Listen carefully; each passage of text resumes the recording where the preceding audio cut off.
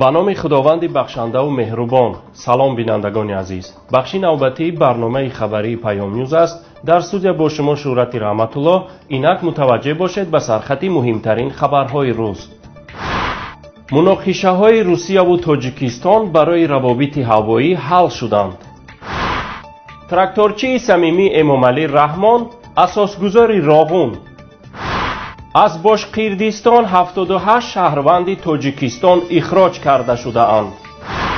کارشناس ایرانی گفت ایران باید از حمایه دوشنبه دست کشیده به سمت تهران بگردد. پس از بحث‌ها در این موضوع دو کشور روسیه و تاجیکستان به توافق رسیدند. روسیه پروازها را به سمت تاجیکستان ممنوع نخواهد ساخت. شیرعلی گنجالزاده وزیر نقلیات تاجیکستان گفته است که روزی گذشته 7 نوامبر سال روان هیئت تاجیکستانی با نمایندگان وزارت نقلیات روسیه گفتگوها به انجام رسانیده مشکل را حل ساخته است. با گفته وزیر نقلیات جانب‌ها به موافقه رسیدند که قاعده‌های پریتیت یا برابری را در این سمت رعایت نمایند. طبق توافقی به دست آمده شرکت‌های هوانوردی تاجیکستان نیز حق پیدا نمودند که از فرودگاه بین‌المللی ژوکوفسکی به دوشنبه و خوجند پروازها را انجام بدهند. با گفته مقامات تاجیک حالا پروازها به 4 شهر تاجیکستان و بیشتر از 10 شهر بزرگ روسیه از طریق قاعده‌های برابری به عمل آورده می‌شوند. اما از جدول پروازهایی که چند قبل نشر کرده بودند، پروازها از مسکو به کلاب و قرغان‌تپه را تنها شرکت‌های روسی انجام می‌دهند. مسئله پریتیت در ژوکوفسکی هم میتواند تنها پروتکلی باشد، چون شاید شرکت‌های هواپیمایی تاجیکستان با سبب کمبود هواپیما قدرت پرواز در این سمت‌ها را ندارند. یادآور می‌شویم که فرودگاه ژوکوفسکی ماه می سال روان به کار شروع نمود و در قریبی‌های شهر مسکو جای گرفته است. محمد سعید عبیدالله‌یف رئیس مجلس ملی تاجیکستان در پارلمان از تراکتوررانی امامعلی رحمان تعریف کرده گفت که حرکات او ضمن تراکتوررانی بسیار صمیمانه بودند.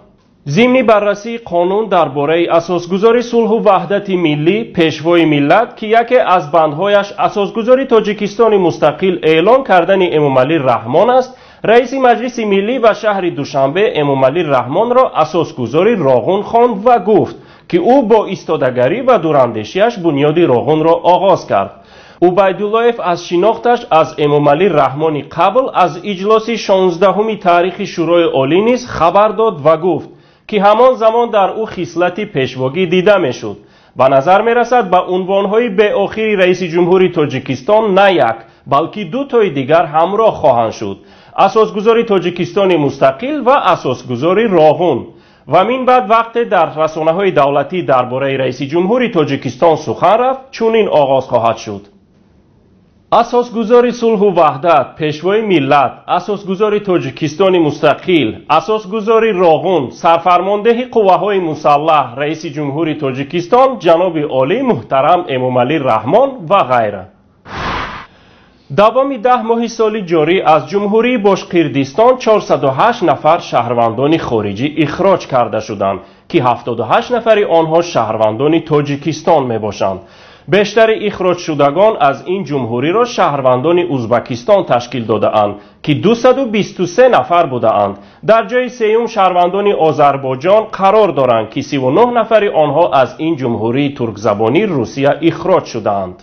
همه این اخراج شدگان 5 سال آینده حقی ورود به روسیه را ندارند. زینالدین مرتضایف یک تاجر تاجیک که مسکون شهر اوفا پایتخت باشقیردستان است گفت دلیلی به مراتب زیاد بودن اخراج شدگان ازبک از این جمهوری این است که در ساختمان‌ها و دیگر ساحه‌های باشقیردستان اساساً ازبک‌ها به کار مشغولند و تاجیکان در این جمهوری نظر به دیگر منطقه‌های روسیه کمترند. سال گذشته از باشقیردستان 588 نفر اخراج شده بودند که چیز بیشتر از 100 نفر آنها را تاجیکان تشکیل می‌دادند. سید محمد علوی‌زاده کارشناس ایرانی گفته است ایران باید در مناسبت خود با کشورهای آسیای مرکزی تجدید نظر و برای مناسبت خوب با تاشکند اقدام کند.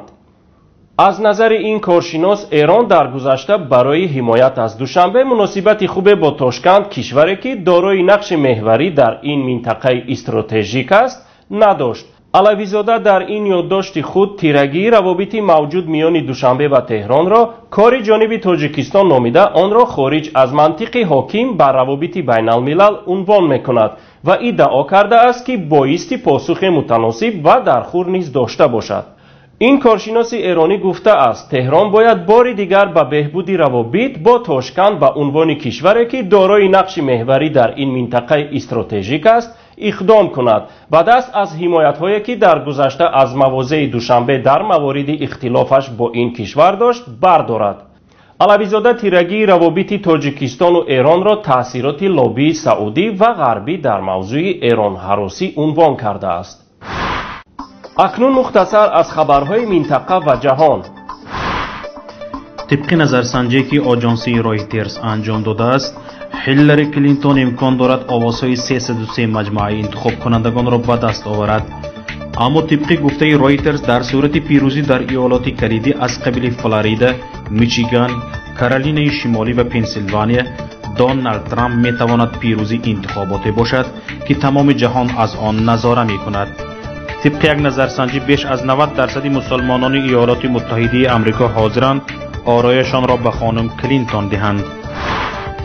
امروز 8 نوامبر کارمندان خدمات فدرالی امنیت روسیه گروهی را با گمان همکاری با سازمان ممنوع حزب التحریر در سنت پترزبورگ بازداشت کردند. تعداد اعضای این گروه معلوم نیست. بنا به معلومات اداره منطقوی خدمات فدرالی امنیت، این گروه در چارچوب تحقیق پرونده قبلی درباره تأسیس حزب التحریر در پترزبورگ آشکار شده است. بینندگان عزیز، اینجا برنامه خبری پیام نیوز به پایان رسید. شرح مفصل خبرهای ما را از پایگاه خبری پیام نت و گزارش‌های ویدیویی ما را از یوتیوب پیگیری نمایید. برایتان خبرهای خوش و خوشی‌های زندگی را تمنا داریم. تا بخش‌های نوبتی خدا یار و یاورتان.